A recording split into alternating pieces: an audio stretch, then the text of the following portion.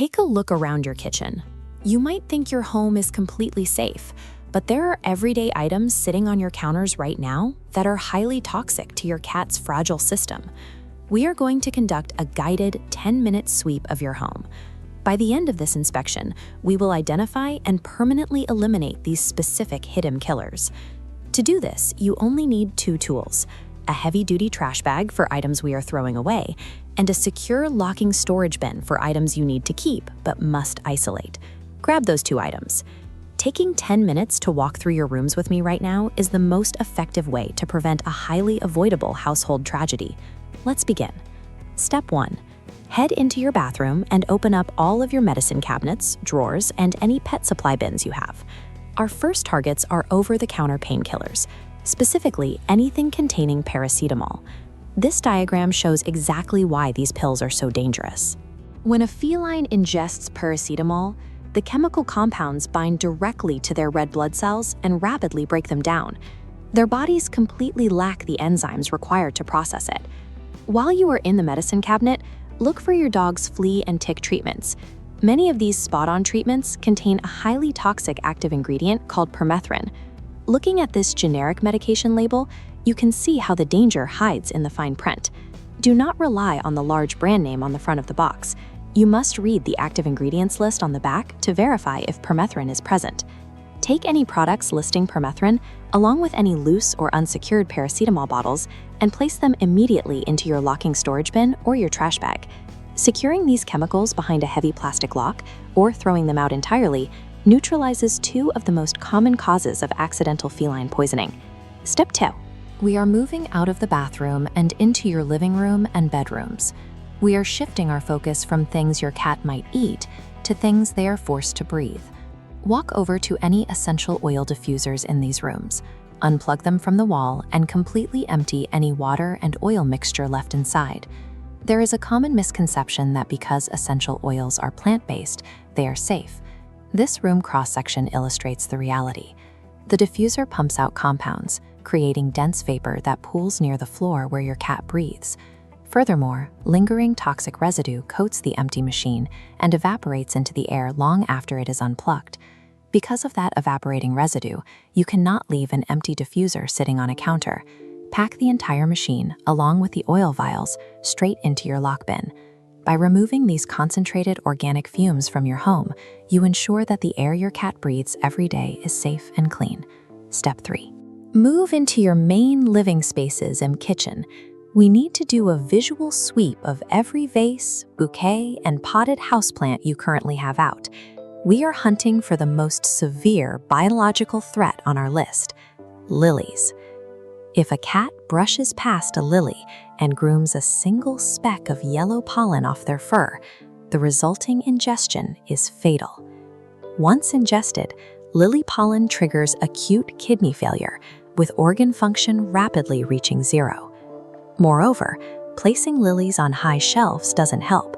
Microscopic pollen detaches, drifts through ambient air currents, and settles on distant surfaces your cat can easily access. If you have a lily, put the entire plant into your heavy-duty trash bag right now. Then, take a damp paper towel and wipe down the counters and floor surrounding where the vase sat to trap any dropped pollen. Treating lilies as a highly volatile biohazard is the single most critical action you can take to prevent rapid, irreversible organ failure in your cat. Look at your locked storage bin and your filled trash bag. By isolating the medication, packing away the diffusers, and bagging the toxic plants, you have successfully eliminated your home's most dangerous hidden killers. Tie the trash bag shut and walk it out to your exterior garbage can immediately. Do not leave it by the door, where a curious cat might dig through it. You now know exactly what to look for, but millions of well-meaning owners remain completely unaware of these specific chemical and biological dangers sitting right on their counters. Send this video to just one friend who owns a cat right now. Sharing this specific checklist is a tangible. We have normalized the image of the indoor house cat doing absolutely nothing. We expect them to sleep all day, stare blankly out the window, and remain perfectly still for hours on end. This prolonged stillness is often a sign of an environment that provides no outlet for a cat's primary neurological drivers. A body in repose can look identical to a mind that has simply given up. Owners overlook these signs of distress because cats do not communicate frustration the way dogs do. They don't bark, they don't pace, or destroy furniture when they are understimulated. Instead, they retreat into a state of deep apathy. Because the animal is quiet and physically still, we assume they are content when they have actually reached a state of psychological withdrawal. Consider the cat that aggressively ignores a toy dangled inches from its nose. This isn't a sign of a low-maintenance pet. It's a sign that the interaction is failing to register with the cat's basic instincts. Labeling this behavior as a lazy personality overlooks the reality that the animal is showing the first visible signs of a deepening depressive state. Underneath the domestic exterior, every house cat is a biological match for a wild leopard. Their internal systems are built for the life of an active predator. Their brain relies on a specific 4-part sequence to function: the stalk, the chase, the pounce, and the catch. Successfully completing this cycle is what triggers the release of dopamine. It is the only way their brain signals a sense of accomplishment and satisfaction. When we dangle a toy directly in a cat's face, we break this cycle. In the wild, prey never approaches a predator, it runs away. A cat that refuses to play isn't rejecting the activity. They are rejecting a flawed simulation that fails to spark their internal predatory sequence. When an animal designed for the hunt is confined to a static apartment with no movement to track, it creates a neurological void.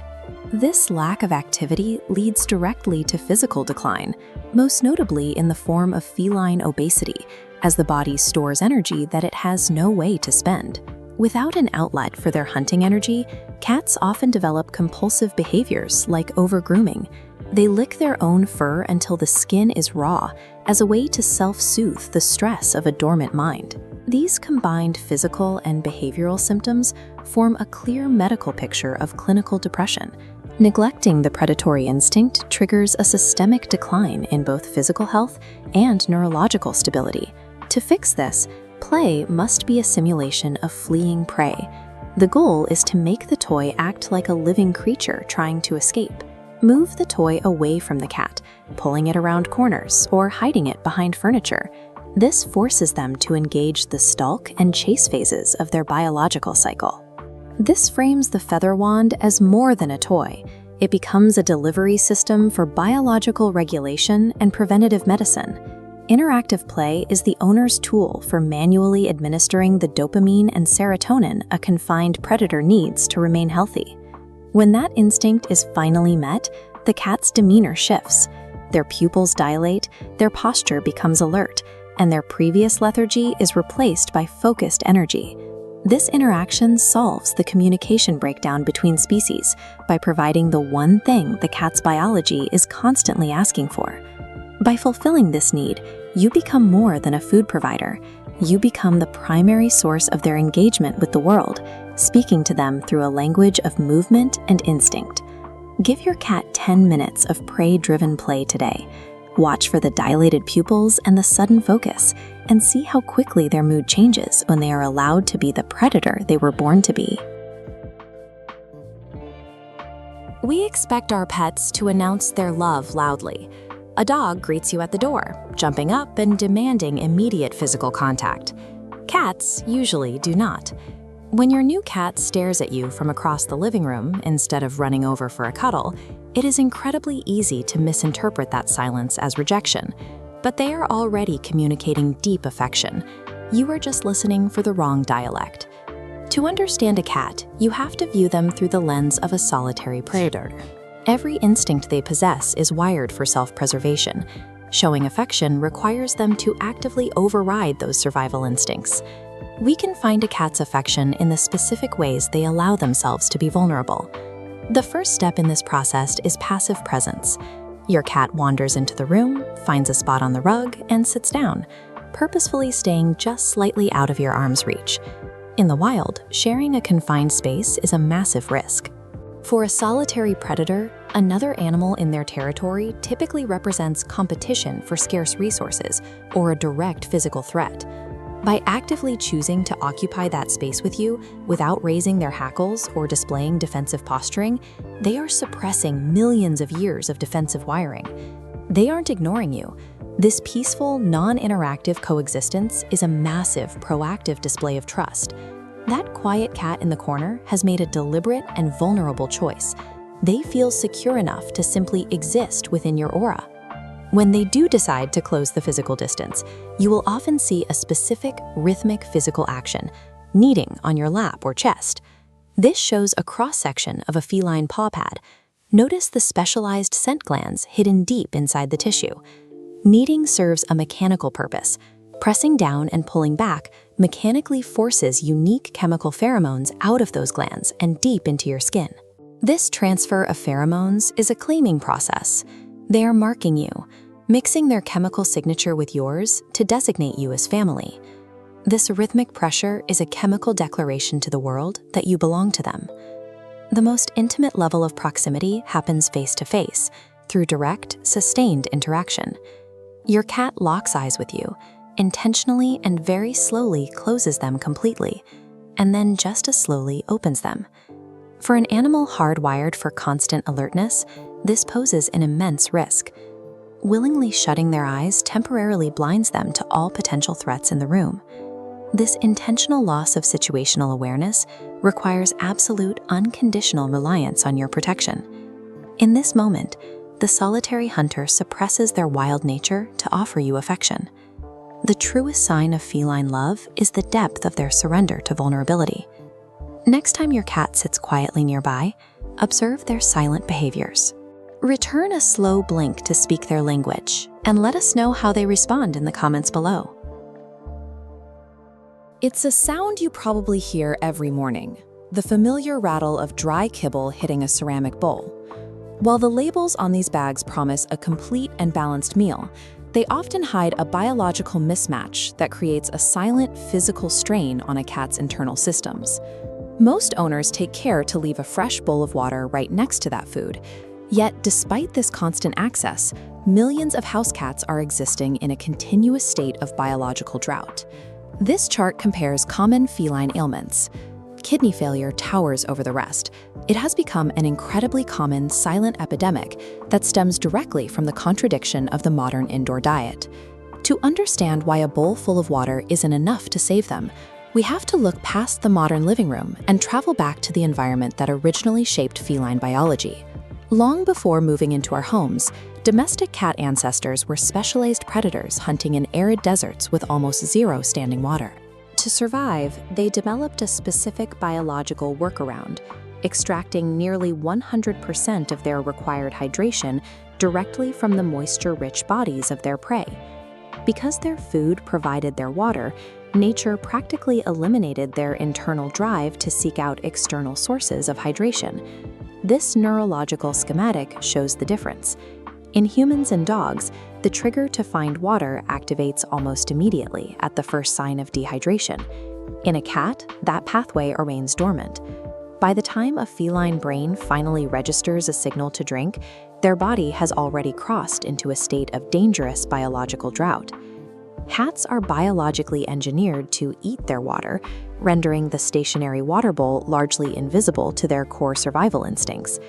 This creates a fundamental collision in the modern era, where we feed a moisture-dependent desert animal a diet of baked, bone-dry pellets. Dry kibble contains practically zero moisture.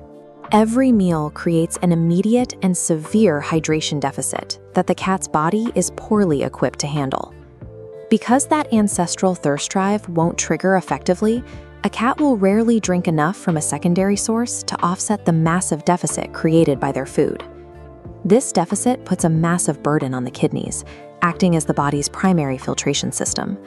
Without enough water, waste moves sluggishly through the system. This diagram illustrates a state called renal overdrive. When water volume is drastically reduced, the kidneys are forced to filter concentrated toxins without adequate lubrication, creating intense mechanical friction and stress. This chronic, low-level stress doesn't cause immediate failure. Instead, it slowly scars the delicate kidney tissue over months and years, until the damage becomes irreversible. By relying on a strictly dry diet, the cat's own evolutionary biology is effectively weaponized against their internal organs. This silent damage isn't a failure of care on your part.